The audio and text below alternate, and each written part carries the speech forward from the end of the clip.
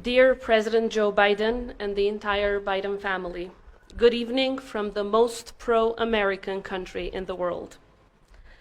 Dear Mr. Speaker of Parliament, Mr. Konjuca, dear Mr. Prime Minister, Mr. Kurti, dear Ambassador Kosnet, former presidents, members of the government, members of parliament, all of you distinguished guests. You are not here merely to make a living, said the 28th President of the United States of America. You are here in order to enable the world to live more amply, with greater vision, with a finer spirit of hope and achievement. You are here to enrich the world, and you impoverish yourself if you forget the errand. President Wilson, whose actions brought peace to the entire world, in these remarks was referring to an individual's service to their country. I too vehemently believe there is no cause more noble than to serve. And there are few people like the late Joseph Robinette Beau Biden III who displayed this commitment to country and service day in, day out. From serving as a captain in the Delaware Army National Guard with deployment in Iraq, to serving as a prosecutor in the U.S. Attorney's Office in Philadelphia for 9 years, or indeed being twice elected Attorney General in Delaware. And a little closer to home, Beau Biden worked in Kosovo after the war to build an independent and professional judicial system and to strengthen the rule of law. I am therefore honored and delighted to gather you all here today to formally recognize and celebrate the contribution Beau Biden has given this country. Rule of law, as you know, is not only a subject close to my heart, but also something which I've dedicated my entire professional career to. Because the pursuit of justice and strengthening the rule of law, it's not just an abstract, theoretical, or academic subject. It is close to my heart precisely because I believe it should be present in our actions, and precisely because it directly impacts the lives of our citizens. I believe it is the fundamental precondition to our success as a country. What Beau Biden started alongside US colleagues with the establishment of institutions and training of judges pre-independence today forms a key pillar of all of Kosovo's most important institutions. The desire to further strengthen the rule of law was made overwhelmingly clear at the ballot box earlier this year. Our citizens have spoken, and as institutions, it is our moral and political duty to ensure we push forward with reforms in our justice system. In addition to the personal relations and contributions of individuals over the last 3 decades, what is also truly unique is the genuine bond and affection our two countries have for one another. What the United States and the American people have done for our country, for our freedom, for our right to exist, goes beyond any partnership currently witnessed in the world. In the good days, in the bad, in lightness and in darkness, we feel your hand on our shoulder. Mr. President, I say this to you and all citizens of the United States. Kosovo is your home too.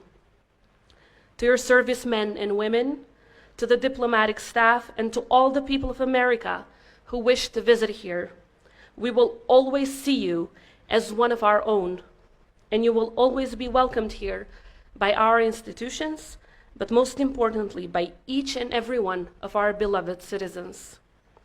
American flags will continue to fly high and with great pride across the Republic of Kosovo. This is our way of showing our gratitude for decades of support through people like Beau and every single United States citizen that has contributed to our peace, security, and statehood. The thing about Beau is his legacy lives on. His actions continue to inspire us here today in Kosovo and inspire those whose lives he changed throughout the United States. Indeed, President Biden once said, "Beau was my soul," and it's clear that Beau's work and commitment continues to inspire President Biden today. He recently wrote to me, "Kosovo holds a special place for the Biden family in honor of the time our late son Beau Biden spent working to ensure peace, justice, and the rule of law for the people of Kosovo." And during a previous visit to Kosovo in memory of his son, President Biden said, "Beau loved it here. He grew to love the people. He had an overwhelming sense of affection for it." As our international friends and partners know too well, Kosovo is a small country, but it has a big heart. Many, if not all, fall in love with our country, its people, and our traditions when they are given the opportunity to spend time here. But I have to say, in the same way that Kosovo holds a special place in the hearts of the Biden family, I can confidently say on behalf of the people of Kosovo that the Biden family and the American people hold a special place in our hearts. Much like his beloved son, President Biden has made an outstanding contribution to our country. As I often say, President Biden was our voice when we did not have one. He fought to put Kosovo on the map when many around the world were unwilling to engage with our struggle against systemic discrimination and segregation perpetrated by the then Milosevic regime. President Biden was a vocal advocate in the Senate for NATO intervention in 1999, which put an end to war crimes and genocide in Kosovo. And later on, when Kosovo faced some of its biggest post-war challenges, such as preparing our Declaration of Independence, President Biden said that it was Beau's strong belief from having been here in the depths of this very difficult time that made him confident that calling for the independence of this great country was the right thing to do. And when he visited in 2009, he spoke words that continue to echo throughout our efforts to protect our freedom and strengthen our independence. He said, "Your independence is irreversible, absolutely irreversible." It's clear through President Biden's work that his son inspired him when he was alive, but also continues to inspire him today. And to this very day, the United States continues to show deep respect and affection for our people. Even in the most challenging times for the world, during a global pandemic, the US has donated a significant number of Pfizer vaccines to Kosovo. Once again, Mr. President, we express our heartfelt gratitude. To the Biden family, the loss of a child is the ultimate tragedy, and to possess the strength and the ability to turn that pain into motivation to change the world for the better is something which should serve as an inspiration for all. President Biden's commitment to his country and to making this world a better place is second to none. Before we watch the video address from the US President, I'd like to say a final few words on my impression on the late Beau Biden. As the saying goes, good people are like candles. They burn themselves up to give others light. And the very best people do this without even knowing it. I believe the true measure of a good person is the everlasting impact they leave behind. That is the people you inspire along the way, the hearts you touch, and the lives you change without even knowing it. The late Beau Biden was one of these people.